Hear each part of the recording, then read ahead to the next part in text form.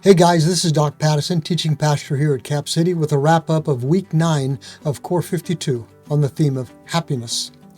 Now guys, when most people hear the word happiness, they think about a feeling. Something goes well, life is comfortable, circumstances line up.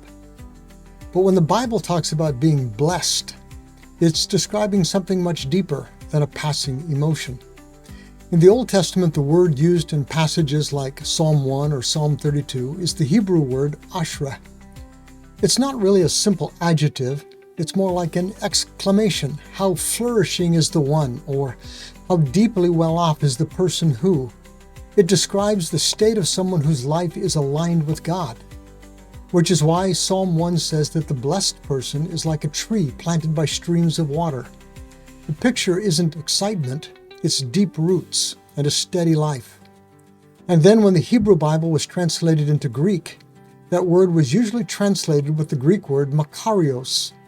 And that's the exact word Jesus uses in the Beatitudes. Blessed are the poor in spirit, blessed are those who mourn, blessed are the meek. Now, if we hear those statements with our modern idea of happiness, they sound strange. How can someone be blessed when they're mourning? How can someone be blessed when they're persecuted? Well, because Jesus is redefining happiness.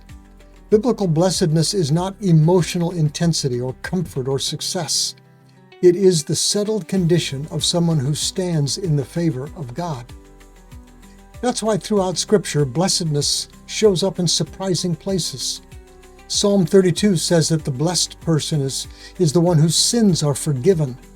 Acts 20 says it's more blessed to give than to receive. James says that the one who perseveres through trial is blessed.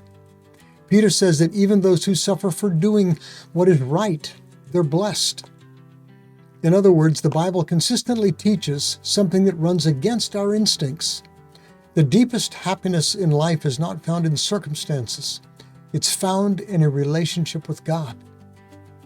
Now, the New Testament also uses another word, often translated joy. That word is chara. And there's an important distinction. Blessedness describes your standing with God. Joy describes the experience that flows through it. You might think of it like this. Blessedness is standing in the sunlight of God's favor. Joy is feeling the warmth of that sunlight. Sometimes we feel that warmth strongly. But at other times, clouds move in, suffering, stress, loss.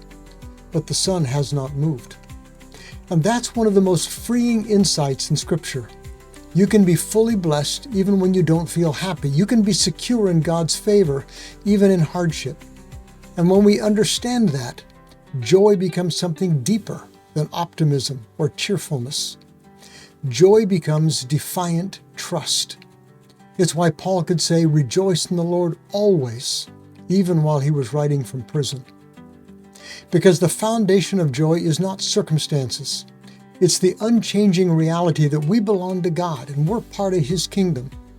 So the Bible's definition of happiness is actually far more durable than ours. It's not a mood, it's not a moment, it's not a dopamine rush. It's the settled, flourishing life of someone who knows, I stand in the favor of God.